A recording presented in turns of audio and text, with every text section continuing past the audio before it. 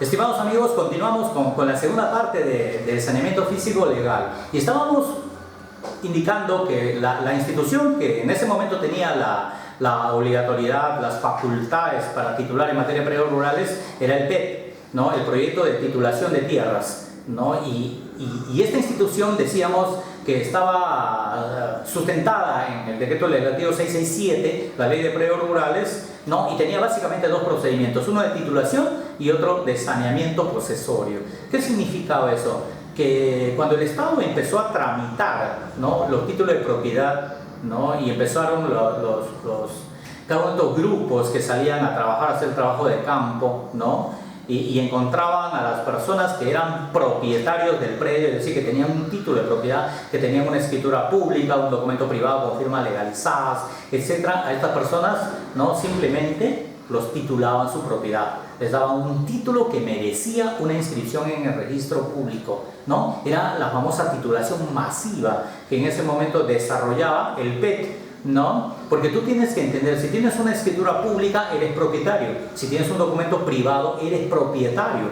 Por lo tanto, si eres propietario, pero con esa documentación tú no lo podías inscribir en ese momento al registro, simplemente no te has ido, simplemente no has querido ir. Pero como el PET tenía la obligación, ¿no?, de titular prácticamente todos los predios a nivel nacional, y mucho ha ocurrido en el departamento de San Martín, ¿no? Es decir, si te encontrabas con esa documentación, te lo titulaba de frente, te daba un título debidamente inscrito en el registro público, ¿no? Era el proceso de titulación.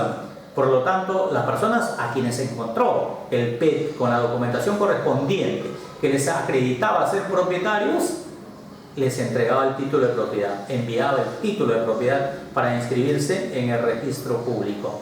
Pero no a todos, y por no decirle la mayoría, pues las ha encontrado sin ningún documento, sin ningún papel, ¿no? Por lo tanto, ha verificado, ¿no?, el tiempo de la posesión, ¿no?, y a través de los técnicos correspondientes ha establecido que muchas de esas personas han estado mucho más de 5 años posesionados en esos predios, trabajando la tierra. Por lo tanto, serán merecedores, ¿no?, de un proceso de saneamiento posesorio. Pero este proceso de saneamiento posesorio tenía requisitos, y estos requisitos fundamentales eran que los vecinos, los colindantes, ¿no?, los cercanos a ese predio, declaren bajo juramento que en efecto el señor lleva poseyendo más de 5 años ahí y que trabaja esa tierra. Esos eran los documentos fundamentales, pero además tenía que acreditar con algún documento que alguna vez compró, qué sé yo, herbicidas, algún remedio, ¿no?, algún veneno, ¿no?, con el que se utiliza todo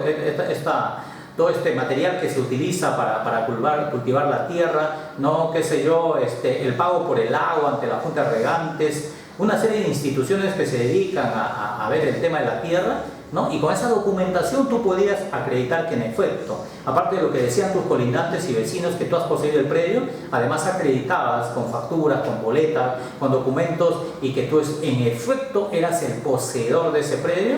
Por lo tanto, te merecías un título de propiedad, un trámite que termine entregándote el título de propiedad correspondiente, que te acreditaba que eras el propietario del predio, y por lo tanto, inscrito tu derecho en el registro público, podías a partir de ese momento acceder al crédito, podías hipotecar tu propiedad, podías venderlo a un buen precio, podías subdividir tu propiedad, podías acumularlo, podías independizarlo, podías parcelarlo, es decir, podías hacer lo que querías sobre el predio, por último podías regalarlo, ¿no?, lo podías donar. Pero eso te permitía el saneamiento físico. El saneamiento físico legal entonces significa tener un documento privado, ¿no?, o una escritura pública que no me permite, por una serie de defectos, inscribir en el registro público. Viene el PET, me entrega un título, inscrito al registro, saneado físico legal.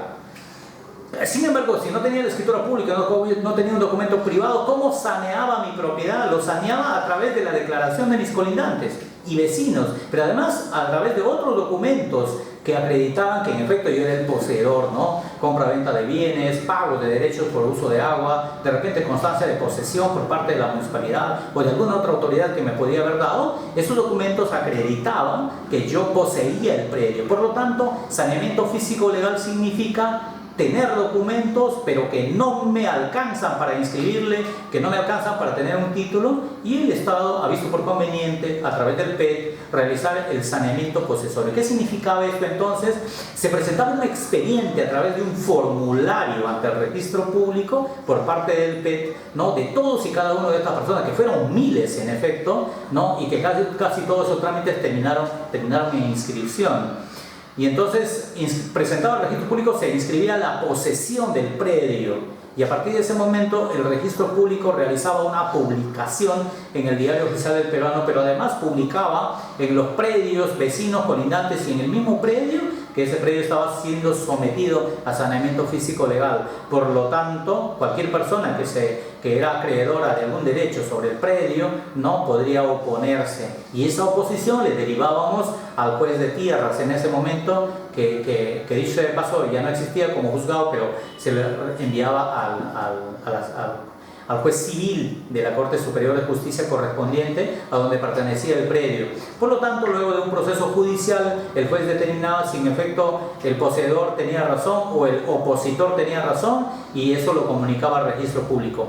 Pero una vez publicado en el Peruano, si no había si no había oposición, como en efecto no lo vieron muchos, ¿sí?, lo que ocurría es que esta inscripción de posesión, que era una inscripción provisional, ¿no?, se convertía en derecho de propiedad, y por lo tanto la institución PET entregaba un certificado de titularidad, ¿no?, al poseedor, que en ese momento se había convertido en propietario, y ese documento era su título de propiedad. Es decir, un saneamiento posesorio que era un trámite extenso comparativo con el de titulación, porque en titulación te entregaban el título de inmediato inscrito en el registro público. En cambio, en el saneamiento posesorio, que era solo para los poseedores, se inscribía la posesión, se publicaba en el Peruano, se hacían las notificaciones, y después de un plazo de 30 días útiles, si no había oposición, ¿no?, el PET o el registro público inscribía, ¿no?, realizaba la inscripción definitiva de la posesión convertido a propiedad, y de esa manera se comunicaba al PET para que el PET entregue el certificado de inscripción correspondiente a cada uno de los usuarios.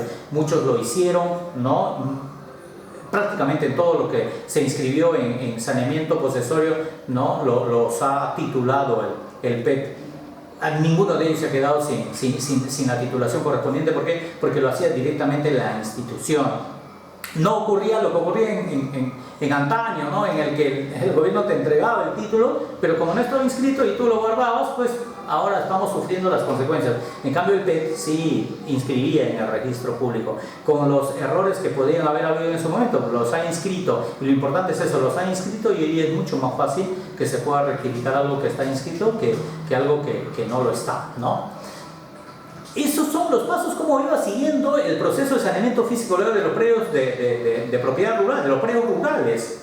Pero ahora ya no existe el PTRT, ya no existe el PET, ahora existe el gobierno regional, que es el competente, ¿no? El área de titulación del gobierno regional es el ente competente para la titulación de predios rurales, ¿no?, para la titulación de predios rurales. En este momento en que estamos nosotros grabando el video, el gobierno regional precisamente está recibiendo todos y cada una de las facultades que COFOPRI tiene en materia rural respecto del otorgamiento de certificados catastrales y constancias negativas de zona no catastrada para poderlos emitir ellos mismos. Porque ¿qué ocurría antes? Uno pedía a COFOPRI estos certificados y todavía se pedían hasta Lima, y todo el trámite engorroso resultaba más oneroso y más tedioso y más complicado. Hoy día, con la transferencia de las facultades a los gobiernos regionales, de hecho, eso está seguro, van a ser mucho más ágiles los trámites para estos certificados, que son fundamentales para inscribir en el registro público. Hoy